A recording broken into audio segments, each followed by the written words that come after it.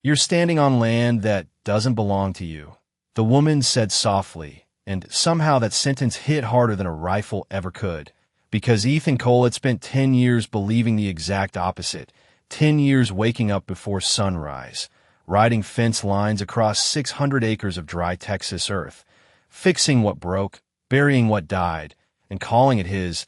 The land was the only thing that never lied to him, or so he thought, until he saw her, kneeling near the far edge of his property where the scrub brush gave way to wild berry patches. Her hands steady, movements slow and certain, like she had done this 100 times before, like she wasn't trespassing at all. The sun hung high, baking the dust into the air, and even the wind felt like it had stopped to watch. Ethan slid off his horse, boots hitting the ground with a dull thud, the leather reins creaking as his horse shifted behind him. Uneasy, sensing something he couldn't yet name. "You lost," he called out, voice carrying, across the open stretch, but she didn't flinch, didn't turn, just picked another berry and dropped it into a small woven basket at her side. That's when his jaw tightened. Out here, ignoring a man was a choice, and choices had weight. He stepped closer, each footfall slow, deliberate, dust rising around his boots. "This is private land," he said again, firmer now, the words he'd used on drifters, hunters, anyone who crossed the line without asking. Finally, she paused, her fingers resting lightly against the branch before she straightened. Not rushed, not afraid, just calm. She turned to face him, and for a second, the world narrowed to the space between them, her eyes dark, steady, holding something he couldn't place, not fear, not defiance, something older, like she was looking through him instead of at him, and that unsettled him more than anything. "Private," she repeated, almost to herself, then shook her head slightly. "No," she said, quiet but certain, "not yours." The words settled into the silence like dust after a storm, and Ethan felt something twist in his chest. Not anger, not yet, something sharper, because it wasn't what she said, it was how she said it, like a fact, not an argument. His hand hovered near his belt, not reaching, just resting there, a habit more than a threat.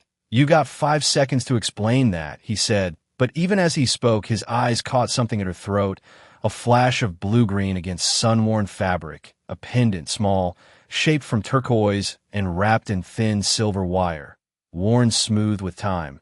And suddenly the heat felt heavier, pressing in around him, because he had seen that stone before, not out here, not in the wild, but years ago, hanging from his mother's neck the last time he saw her standing in the doorway of a house that no longer existed. His breath slowed, just slightly, his voice lower now, almost careful. "Where did you get that?" he asked, and for the first time, she studied him differently, not like a stranger, not like a threat, but like a question she had been waiting to answer.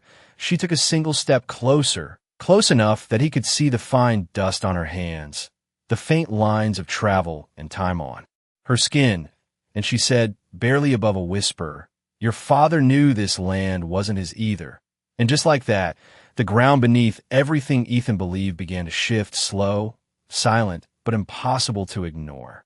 The wind shifted just enough to carry the scent of dry sage between them, and Ethan Cole realized he had not taken a full breath since she spoke his father into the space like a ghost that refused to stay buried. His fingers curled slightly against his palm, not from fear, but from the weight of something he did not understand. "You do not get to speak about him," he said, quieter now. But the edge in his voice did not land the way it usually did, because she did not step back, did not flinch. She only held his gaze with a patience that felt older than the land itself. "I do not need permission to tell the truth," she replied, and that word truth settled heavier than anything else she had said.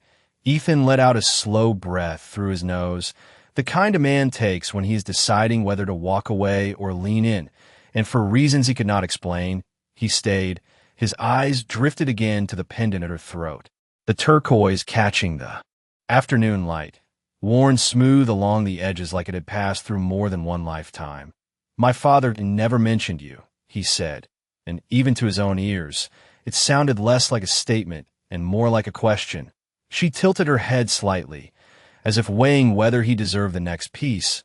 Then she reached up and touched the stone lightly, not as decoration, but as something remembered he would not have, she said. Men who make promises they cannot keep often choose silence.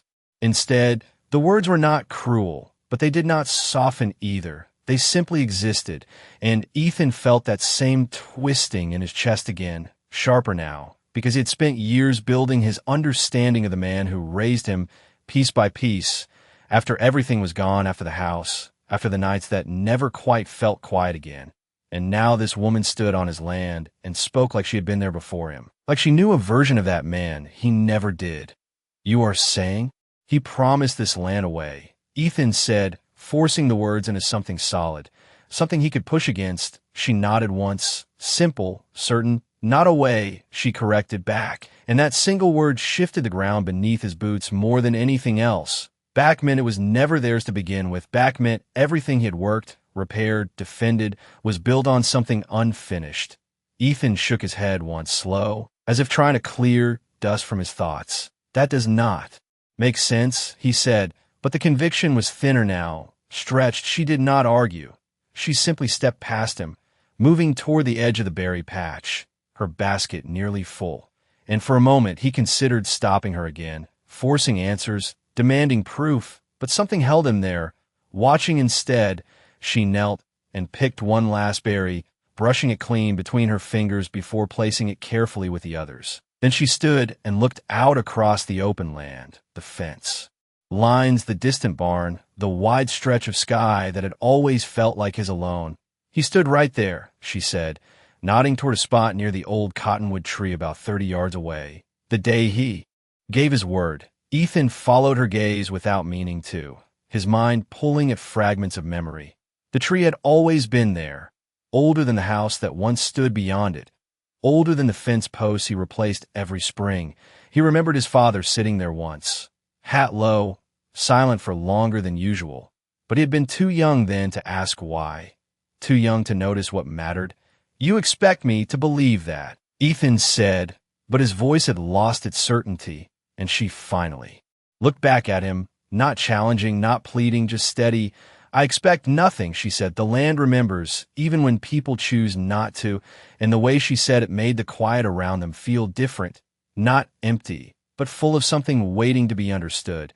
And for the first time in years, Ethan Cole was not sure if the ground beneath his feet belonged to him at all. The silence stretched longer than it should have, the kind that made a man aware of every small sound, the shift of leather, the distant creak of wood, the wind brushing across dry grass like it was whispering something just out of reach. Ethan Cole stood there watching her, trying to decide if he was listening to a stranger or to something he had been avoiding his whole life. His boots felt heavier now, like the ground beneath them had changed without moving. "If what you are saying is true," he began slowly, choosing each word like it mattered, "then why come here alone?" Because that was the part that did not fit, not with the stories he had heard, not with the way the world worked out here. She could have brought others, could have made a claim with force or numbers or presence. But she had not. She had come with nothing but a basket and a quiet certainty that unsettled him more than any show of strength ever could. She turned slightly, looking out past him toward the long stretch of land that rolled into the horizon, the fences cutting lines through it like decisions that could not be undone. "Because this was not meant to be taken back," she said. "It was meant to be remembered." And that word again, remembered, it followed him now, pressing against thoughts he had not touched in years. Ethan shifted his weight, his gaze drifting once more toward the old cottonwood tree she had pointed to earlier, the bark worn and pale, branches stretching wide like it had been waiting longer than anything else on this land. He remembered climbing it once as a boy, remembered his father telling him not to wander too far, not to ask too many questions, and back then it felt like rules, not like silence. "You keep talking like you were there," he said, and this time there was something else in his voice, not just doubt, something closer to needing an answer. She nodded once, simple as breathing. "I was not," she said, "but someone who raised me was," and she lifted the pendant slightly, the turquoise catching the light again. And this time Ethan did not look away. He let the memory come, slow and unwelcome, his mother standing in the doorway, that same color resting against her skin, the way she used to hold it when she thought no one was watching, like it meant something more than decoration. "That belonged to my mother," he said before he could stop himself. And the moment the words left his mouth, something shifted between them. Not louder, not dramatic, just real. She studied him carefully now, like a piece finally fitting into place. "Then you already know more than you think," she said, and for the first time, there was something softer in her tone. Not pity, not sympathy, something closer to recognition. Ethan exhaled slowly, his hand dropping from his belt, the habit loosening without him noticing. She never spoke about where it came from. He admitted, and saying that out loud felt like opening a door he had kept closed for too long. She stepped a little closer, not invading, just closing the distance enough that her voice did not have to carry across the wind. Because it was not just a gift, she said, it was a promise. And the way she said it made the word feel heavier than anything else she had spoken so far. A promise tied to land, to people, to something that had not ended when his father died, or when the house burned, or when Ethan decided to stop asking questions. He looked back toward the tree again, the place she had pointed to. And this time, it did not feel like just another part of his land. It felt like a mark, a point where something had been decided without him ever knowing. "If there was a promise," he said slowly, "then why has no one come before now?" Because that was the piece that still held, the piece he could push against. She did not answer right away, and that pause carried more weight than any quick reply could have. When she finally spoke, her voice was quieter, but did not waver. "Because until now," she said, "no one believed you would listen." And that landed deeper than anything else, because for the first time, Ethan Cole was not sure if he had been guarding this land or hiding from the truth buried inside it. The air felt different after she said it, like something unseen had shifted its weight across the land, and Ethan Cole found himself standing still longer than he should have, his eyes tracing the lines of fence posts stretching across the horizon, posts he had driven into the ground himself, one by one, mile after mile, believing each one marked something certain, something his, but now they looked different, not weaker, just uncertain in a way he could not explain. "You think I would have listened before," he said finally, his voice quieter, less guarded, and that alone surprised him because he was not a man who questioned his own past, not out loud, not to anyone. She did not answer right away. She just watched him the way someone watches the sky before a storm, patient, knowing something is coming even if it has not yet arrived. "No," she said after a moment. "I think you would have heard the words and turned away from them." And there was no accusation in it, no judgment. Just a simple truth placed between them like something that had always been there. Ethan let out a slow breath, the kind that carried more weight than it should, because he knew she was not entirely wrong. He had spent years building walls without calling them that, choosing silence over questions, routine over memory, because routine was safe and memory was not. His gaze drifted again to the old cottonwood tree, the place that now felt less like part of his land and more like a marker of something unfinished, something waiting. "And now," he said, almost to himself, "you think I am ready?" She stepped closer then, not enough to crowd him, just enough that her presence felt steady, grounded. "I think you were standing still long enough to listen," she replied, and that landed in a way he could not ignore because she was right again. He was not reaching for his rifle, not telling her to leave, not closing the distance with anger the way he had done with others before. He was standing there, listening, and that alone changed everything. The wind picked up slightly, carrying the dry scent of dust and wild berries between them. And for a moment, the land felt quieter than it had all day, like it was waiting. Ethan shifted his stance, his boots pressing into the dirt, grounding him in something real. "If there was a promise," he said, slower now, more deliberate, "then there has to be something that proves it." Because that was the part of him that still held on. The part that needed something solid, something he could see or touch, something that would not disappear the moment he reached for it. She nodded slightly, as if she had expected that, and reached into the small woven basket at her side, moving aside a layer of berries with careful fingers. Beneath them, wrapped in a piece of worn cloth, was something small, something hidden in plain sight. She lifted it out slowly, unwrapping it just enough for him to see. It was a folded piece of paper, aged, edges softened by time, the kind of paper that did not belong out here in the open, the kind that carried weight simply by existing. Ethan felt his chest tighten without warning. not from fear, but from recognition of something he could not yet name. He gave this to her, she said, quietly, the day he made the promise, and she did not need to explain who she meant. Ethan already knew. His hand hesitated for a moment before reaching out. Not because he was afraid to take it, but because something in him understood that once he did, there would be no returning to the certainty he had lived with before.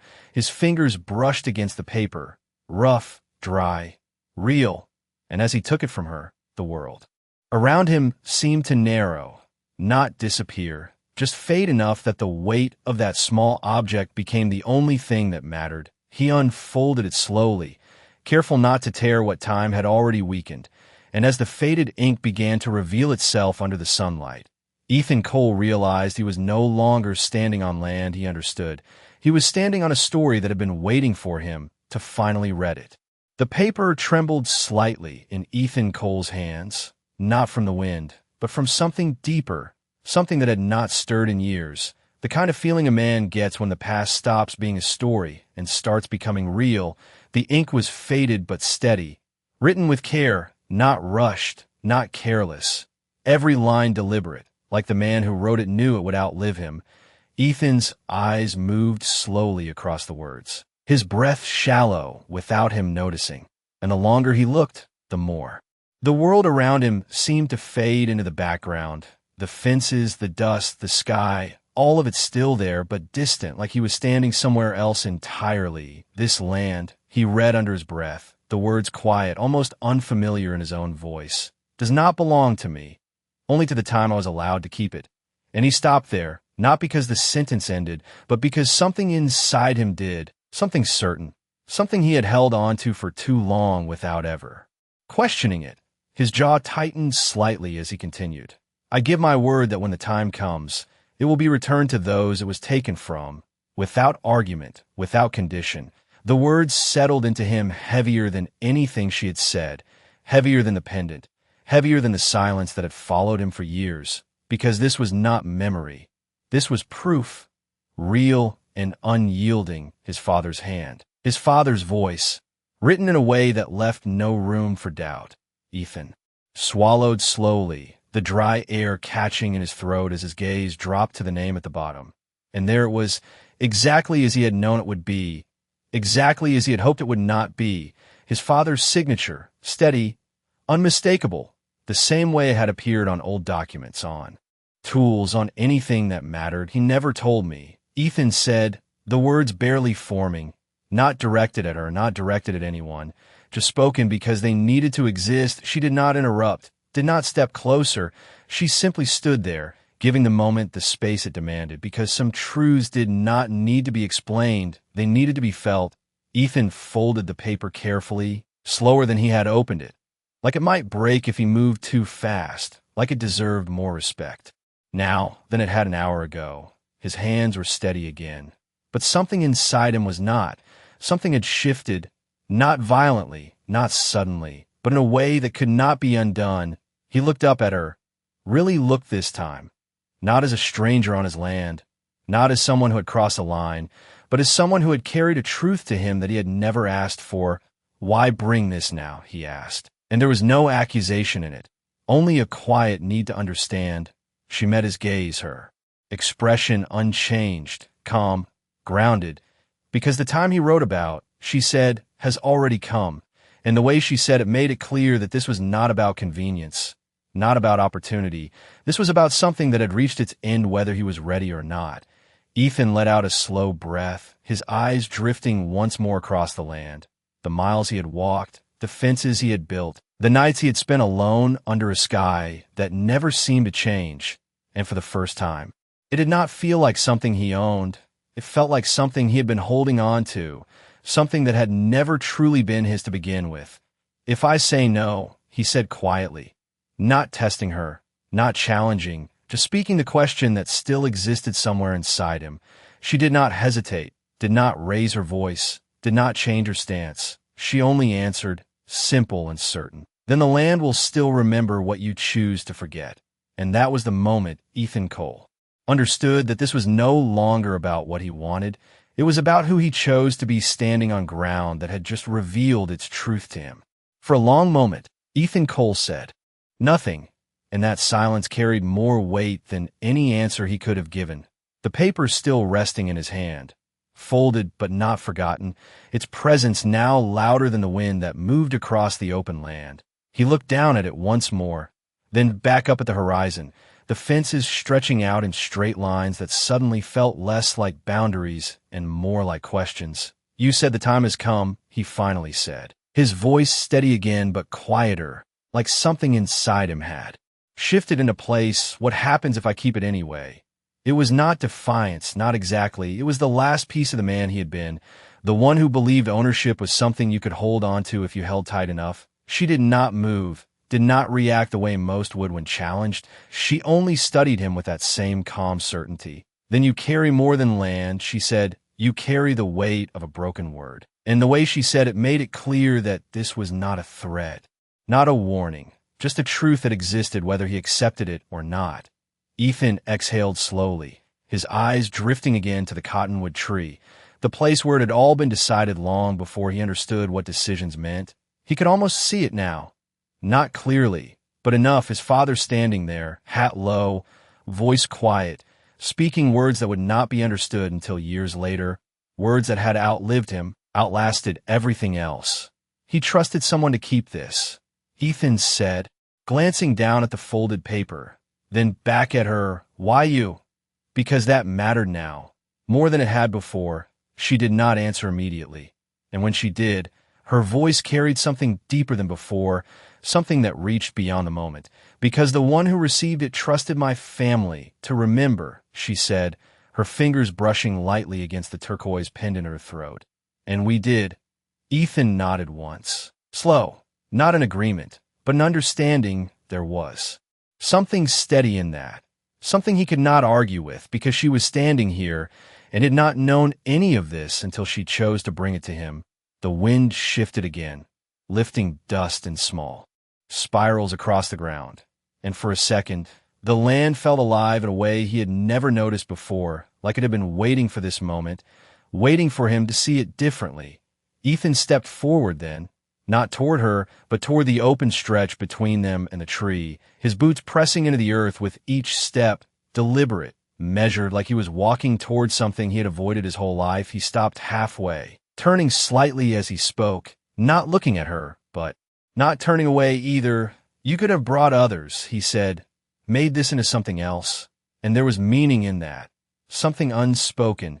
She understood it without needing it explained. "That would have been easier," she replied, "but it would not have been right." And that answer settled into him deeper than he expected, because he knew she was right again. This was not about taking, not about forcing. It was about whether he would choose to stand where his father once stood and decide what kind of man he would be. Ethan let out a breath he did not realize he had been holding, his shoulders easing just slightly, not from relief but from clarity. "You are asking me to give up everything I have built," he said, and for the first time, there was no resistance in the words, only truth. She shook her head gently. "No," she said, "I am asking you to decide what was built on." And that changed everything, because it was no longer about loss. It was about truth, about whether what he had built could stand when the ground beneath it was no longer certain. Ethan looked down at the paper again, then back at the land. And for the first time since she arrived, he did not see it as something to defend. He saw it as something to understand. And somewhere deep inside, a decision had begun to take shape, not fully formed, not yet spoken, but real enough that he knew it would not leave him. Not now, not after everything that had just been uncovered. The distance between Ethan Cole and the cottonwood tree no longer felt like empty land. It felt like a line drawn across time. And with each step he took toward it, something inside him grew quieter, not resolved, but clearer.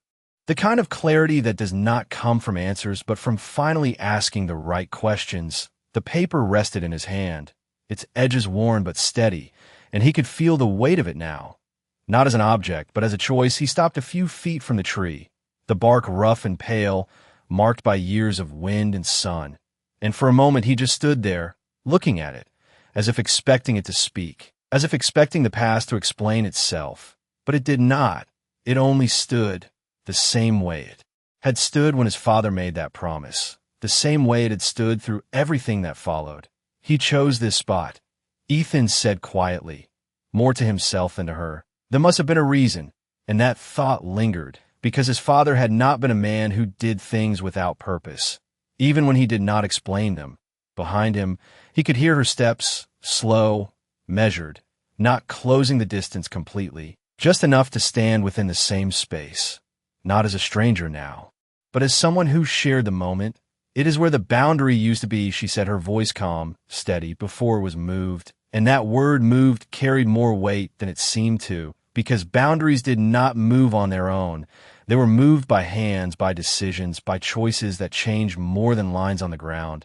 Ethan reached out, placing his hand against the tree, the wood warm from the sun, solid, real, and yet it felt like touching something older than anything he had known, something that had witnessed a truth he was only now beginning to understand. His fingers traced along the bark until they caught on something carved into the surface. Faint, worn by time, but still there, he leaned closer, narrowing his eyes, and there it was, a mark not large, not obvious, but deliberate, a small symbol etched into the wood. Unfamiliar but intentional. "What is this?" he asked, his voice lower now, almost careful. She stepped closer then, enough to see what he was looking at. And when she spoke, there was something different in her tone, something that carried both memory and meaning. "It is how my people mark a promise," she said, "so it is not forgotten." Ethan felt something tighten in his chest again, not sharp this time, but steady, like a truth settling into place. He had passed this tree countless times, repaired fences nearby, rested in its shade, never once noticing the mark, never once asking what had been left there.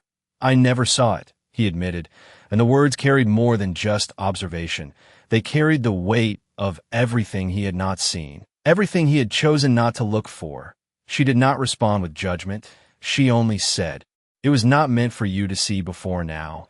And that made sense in a way he could not fully explain, because he would not have understood it before. He would have dismissed it, ignored it, walked past it the same way he had walked past so many things that did not fit the life he had built. Ethan stepped back slightly, looking from the mark to the land beyond, the fences, the open stretch, the sky that seemed endless but now felt connected to something deeper. "If the boundary was here," he said slowly, "then everything past this point," he paused, letting the thought form fully, "was never meant to be mine." She nodded once, not pressing, not confirming with words, just acknowledging the realization as it came, because it had to come from him, not from her. The wind moved again, brushing through the leaves above, a soft sound that carried across the space between them.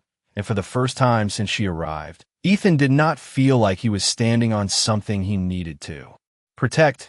He felt like he was standing on something he needed to respect, and that difference changed everything.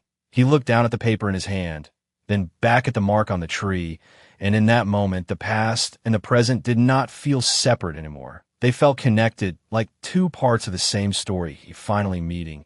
And as Ethan Cole stood there, he realized the decision he had been avoiding was no longer waiting for him in the distance. It was already here, written in ink, carved in wood, and carried in the quiet truth he could no longer ignore. The mark in the bark seemed smaller the longer Ethan Cole stared at it, and yet it carried more weight than the miles of fence he had built. With his own hands, the kind of weight that did not come from size but from meaning, he let his hand fall slowly from the tree, the rough texture lingering against his palm as if it did not want to let go. And for a moment he just stood there, listening to the wind move through the leaves above, a soft, steady sound that felt different now, not empty, not distant, but present, like it had always been trying to say something he had never taken the time to hear. Behind him, she did not move, she did not speak.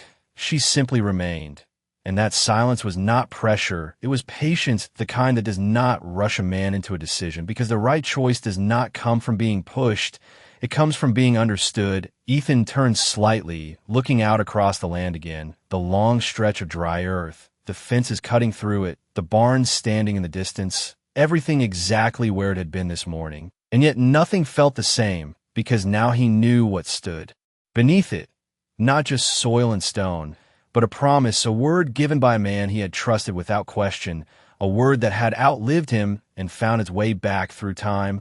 All these years, Ethan said slowly, his voice quieter than before, I thought I was protecting this place. He paused, letting the thought settle, but I never asked what I was protecting it from. The realization did not come with anger. It came with something heavier, something closer to acceptance, because he could not deny what was in front of him anymore. She stepped forward then, just enough to stand beside him. Not in front, not behind, but next to him, sharing the same view, the same stretch of land, the same moment. You were protecting what you believed was yours, she said, her voice calm, grounded. There's no fault in that. Ethan let out a breath that carried more than just air. It carried years, choices, silence. But belief does not make it true, he replied, and there was no resistance left in his words. Only clarity, the kind that comes when a man finally stops arguing with something he already knows. The wind shifted again, brushing across the open field, and for a second, the land felt wider than before, not because it had changed, but because his understanding of it had. Ethan reached into his pocket, folding the paper once more with careful hands, not as something to hide, but as something to carry, something that now belonged to him in a different way, not as ownership, but as responsibility. He looked back at the tree one last time, at the mark carved into it, simple, quiet, and yet stronger than anything he had built around it. If I do this, he said slowly, not looking at her, but not needing to, if I follow through on what he promised, he paused, the weight of the words settling into place. Then everything changes, and that was not a question, it was a truth she did not answer right away. And when she did, her voice was softer than before, not because the moment was fragile, but because it deserved respect. Some things are meant to change, she said, especially when they were never meant to stay the same. Ethan nodded once, a small movement, but it carried everything that had led him to this point. He looked out across the land again. The fences, the sky, the distance that once felt like something he owned and now felt like something he had been entrusted with. And for the first time, that difference did not feel like loss. It felt like purpose. He took a step back from the tree, then another, turning slightly toward the direction of the house, the barn, the life he had built, but this time, he was not walking away from the truth. He was carrying it with him. And as he moved, there was no rush, no hesitation, just a quiet certainty beginning to form, the kind that does not need to be spoken out loud to be real, because the decision had already begun, not in words, but in the way he stood, the way he looked at the land, and the way he no longer saw it as something to hold on to, but something to finally understand. The walk back toward the house felt longer than it had that morning, not because the distance had changed, but because every step now carried a different kind of weight. Ethan Cole moved slowly, his boots pressing into the dry earth with a rhythm that matched the steady turning of thoughts he could no longer ignore. The fences he passed no longer looked like lines of control. They looked like questions left unanswered, posts set into the ground without knowing what stood beneath them. And for the first time, he noticed how uneven some of them were, how the land did not always follow the straight lines he had forced onto it. Behind him, he could hear her footsteps, light, measured, never rushing, never falling behind. She did not guide him. She did not lead. She simply walked, and that quiet presence said more than words ever could. The barn came into view first. Weathered wood, doors slightly open, the familiar scent of hay and dust carried on the breeze, everything exactly as he had left it, unchanged, and yet it did not feel the same. Nothing did. Ethan paused near the gate, his hand resting on the wooden post, worn smooth by years of use. He had leaned on this spot countless times, watching sunsets, counting cattle, thinking about nothing in particular, but now the stillness here felt different, not empty, but full of something unspoken, something waiting to be acknowledged. I built all of this, he said quietly, not to claim it, but to understand it, his voice steady, grounded, every board, every fence, every mile. And there was no pride in the words, only truth, the kind that does not need to prove itself. She stepped up beside him, her gaze following his across the land. And for a moment, neither of them spoke, because some things do not need to be filled with sound. They need to be seen clearly, and none of that is lost, she said finally, her voice calm, certain. What you build is still yours. Ethan let out a slow breath, his fingers tightening slightly against the wood. It does not feel that way, he admitted, and that was the first time he had said it out loud. Not just to her, but to himself, because the truth was not just about the land. It was about everything tied to it. The years, the effort, the identity he had shaped around. Something he believed was solid. And now that ground felt different, not gone, but changed in a way he could not ignore. She turned her head slightly, looking at him, not with sympathy, not with judgment, but with understanding. It feels that way because you're seeing it clearly now, she said, not as something to hold, but as something to honor. And that word settled into him differently. Honor was not about ownership, not about control. It was about choice, about what a man did when he knew the truth. Ethan pushed the gate open slowly, the hinges creaking in a familiar sound that somehow felt distant now. He stepped through, the yard stretching out before him, the house standing quiet. Still, the same place he had returned to every night for years. And for a moment, he just stood there, looking at it. Not as shelter, not as something he owned, but as something he had been given time he had used without knowing the full story behind it.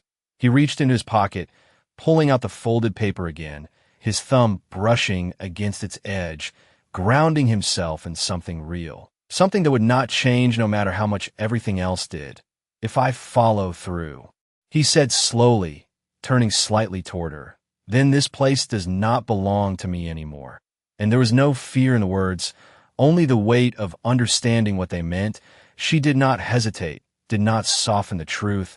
It was never meant to, she said, and the simplicity of that answer carried more strength than anything else, because it did not take away what he had done. It did not erase the years he had spent here. It simply placed them in a different light. Ethan nodded once, the movement small but certain, his gaze drifting from the house back out across the land. The fences, the tree in the distance, the mark he could no longer unsee. And in that moment, something settled inside him. Not fully, not completely, but enough that he knew the direction he would take, not because he was told, not because he was forced, but because he had seen the truth and could no longer pretend otherwise. And as Ethan Cole stood there, the paper in his hand and the land stretching out before him, he understood that what came next would not be about giving something up. It would be about finally setting something right. The house felt quieter than it had any right to be, as if it already knew. Something was about to change.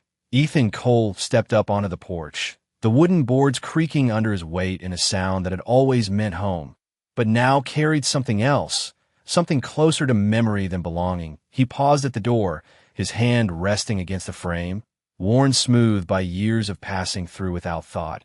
And for a moment he did not move, because crossing that threshold had always been simple before. It had never required a decision, but now everything did. He pushed the door open slowly, the hinges giving way with a familiar groan, and stepped inside. The air cooler, still, carrying the faint scent of old wooden time. The same as always, the table stood where it stood for years, the chair slightly angled.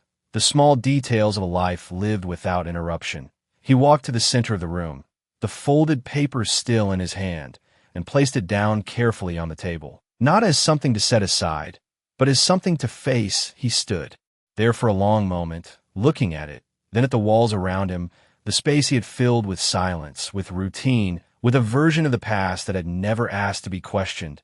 And now it was all being questioned, not loudly, not forcefully, but clearly, in a way he could not turn away from. Behind him, the door remained open, and through it the land stretched out, wide and waiting. She did not step inside. She stayed just beyond the threshold, her presence steady, patient, allowing him the space to stand alone with what he had just uncovered.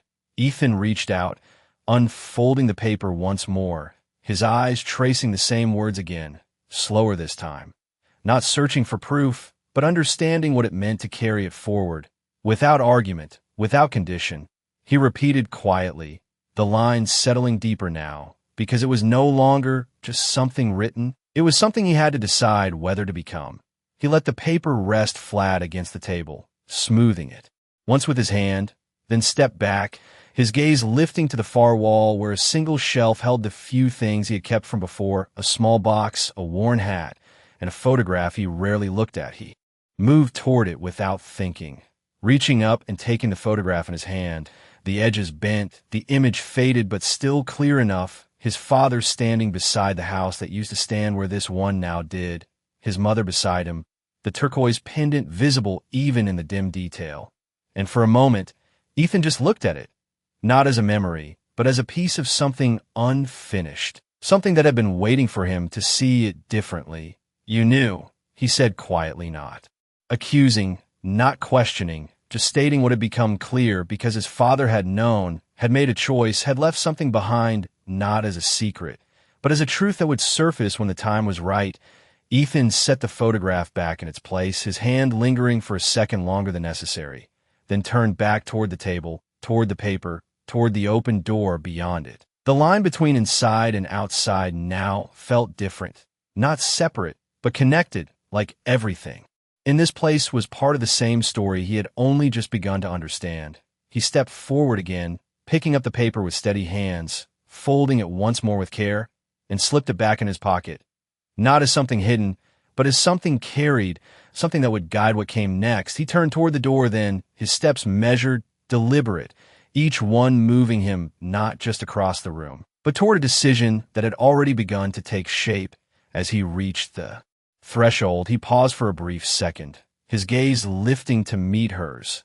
And there was no question in his eyes now, no uncertainty, only a quiet understanding that did not need to be spoken, because the choice was no longer something he was considering, it was something he was ready to act on.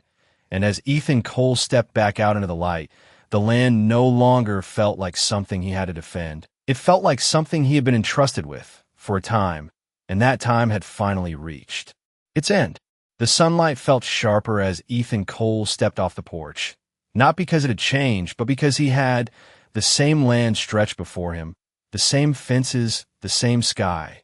But now there was no distance between what he saw and what he understood. He walked forward without hesitation, his boots carrying him past the gate, past the worn path he had followed every morning for years. But this time he did not turn toward the barn or the far pasture. He turned back toward the cottonwood tree, toward the place where everything had begun long before he ever set foot on this land.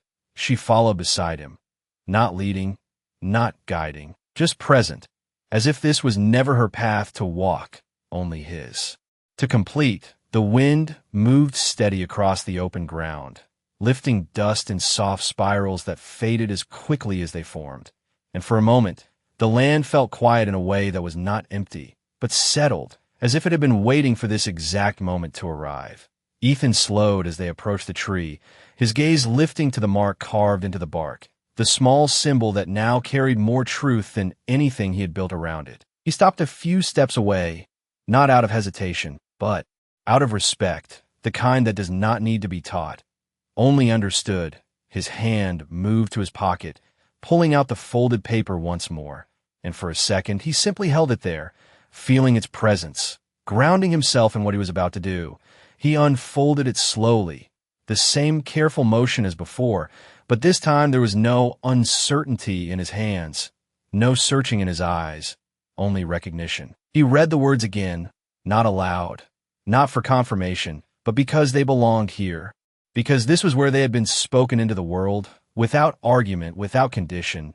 He murmured under his breath, the lines steady, final, and as he lowered the paper, something inside him settled into place, not heavy, not forced, just right. He stepped forward then, closing the last bit of distance between himself and the tree, his boots pressing into the earth with quiet certainty, and he reached out, placing the paper gently against the bark, right beside the mark that had waited all these years. His hand lingered there for a moment, not because he needed to hold on, but because he understood what he was letting go of, not the land, not the work, but the belief that it had ever been his to keep. Behind him, she did not speak, she did not move, and that silence was not absence. It was witness, the kind that does not interfere with what must be done. Ethan stepped back slowly, his eyes lifting from the paper to the land beyond, the fences, the fields, the long stretch of earth that now felt different, not smaller, not diminished, but honest. The wind brushed through the leaves above, a soft sound that carried across the space between past and present, And for the first time, Ethan did not feel like he was standing at the center of it. He felt like he was standing within it, part of something larger than himself, something that did not belong to him, but that he had finally chosen to respect. He let out a slow breath, his shoulders easing in a way they had not in years, not from relief, but from alignment, because the choice he had made did not take something from him. It gave something back, something that had never truly been lost, only delayed. He turned slightly then, looking toward her, and there was no question left in his expression, no need for explanation, only a quiet understanding that passed between them without words, because some decisions do not need to be spoken, they need to be lived. And as Ethan Cole stood there beside the cottonwood tree, the mark in the bark and the paper resting against it, he understood that what came next would not be about what he owned, but about what he honored, and that difference would shape everything that followed. The wind moved softer now, as if it no longer needed to push against anything, and Ethan Cole stood there beside the cottonwood tree, not waiting, not wondering, just present in a way he had not been for years. The paper rested against the bark where he had placed it, held gently between the rough surface and the quiet weight of what it meant. And for a long moment, nothing else seemed to matter, not the fences, not the house, not the years behind him, only this place, this mark and the choice that had finally found its way into his hands. He looked out across the land again, the same stretch of open earth, the same distant horizon, but now it felt different in a way that could not be undone. It no longer asked to be owned, it asked to be respected, and that change did not feel like loss. It felt like clarity. Beside him, she stepped forward slowly, not toward the tree, but just enough to stand where she could see the paper clearly, her gaze steady, not searching, not questioning, only acknowledging what had been done. And for the first time since she arrived, there was something in her expression that shifted, not a smile, not relief, something quieter, something closer to recognition, as if a long-held weight had finally been set down without needing to be named. Ethan noticed it, not directly, but in the way the space between them felt different now, less tense, less uncertain, more real. He let out a slow breath, his shoulders easing fully this time, not from exhaustion, but from something deeper, something that came from no longer carrying what was never meant to be his. "What happens now?" he asked.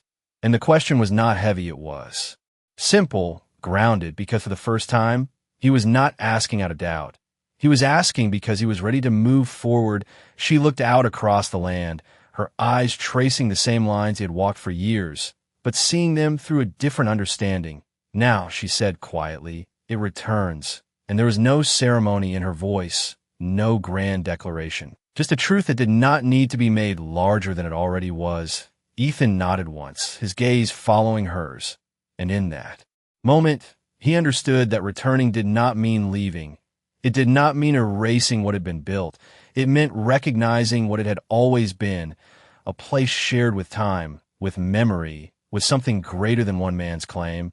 He took a step back from the tree, then another, not retreating, but giving space, the kind of space that allowed something to exist fully without needing to control it. The wind brushed through the leaves again, a soft sound that carried across the land like a quiet acknowledgement, and for a second, it felt like the land itself had settled into something it had been waiting for.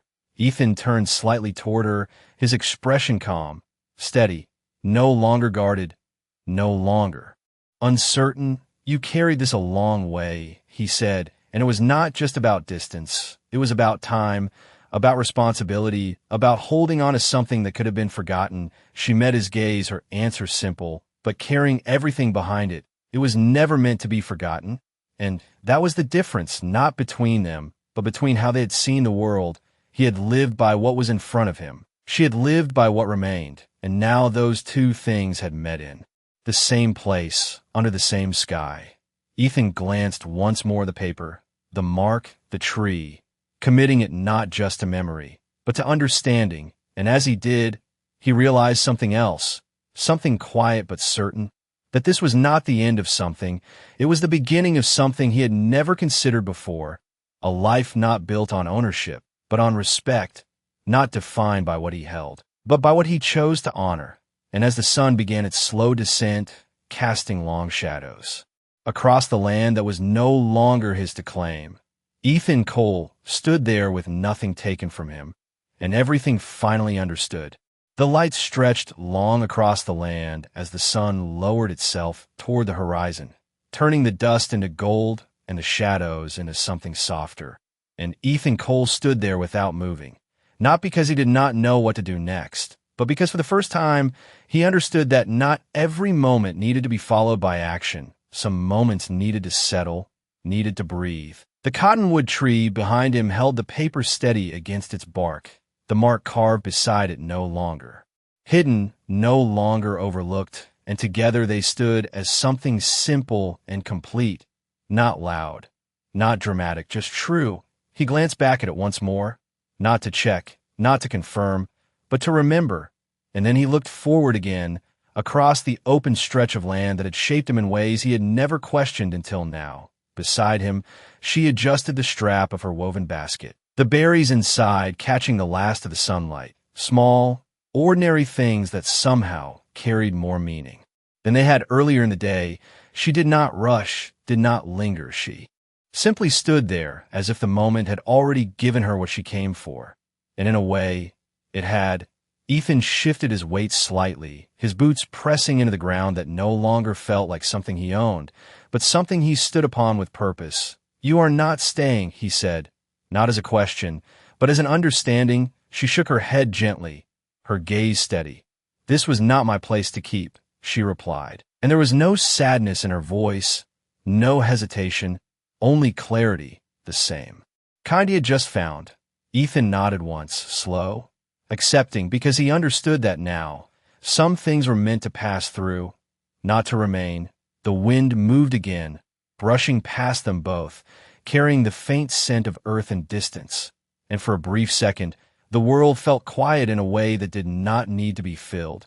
She turned then, her steps light against the ground as she began to walk away, not toward the road, not toward the fences, but toward the open land beyond them, as if she had always known the path she would take once this was done.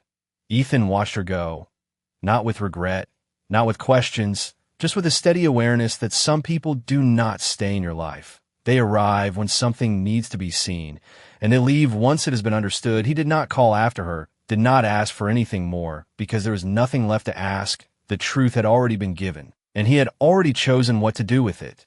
The distance between them grew slowly, her figure becoming smaller against the wide stretch of land, until she was just a part of it, no longer separate, no longer standing apart. And then, eventually, she was gone, not suddenly, not dramatically, just quietly, like she had always been meant to. Ethan stood there for a long moment after, his eyes fixed on the place where she had disappeared, and then he turned back toward the cottonwood tree one last time, the paper still resting where he had placed it, the mark beside it still clear, and he let out a slow breath, not because something had ended, but because something had settled, something that would not shift again. He walked back toward the house, his steps steady, unhurried, and as he passed the fences, the barn, the path he had walked so many times before, he did not see them the same way anymore.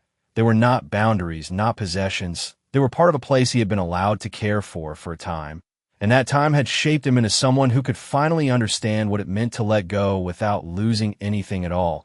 As the last light faded and the sky deepened into evening, Ethan Cole reached the porch and paused, not out of habit, but out of awareness. And in that quiet moment, with the land behind him and the truth still fresh in his mind, he understood something simple and lasting. Out here, the land does not belong to anyone. It remembers who chooses to honor it, and that is the only thing that ever stays.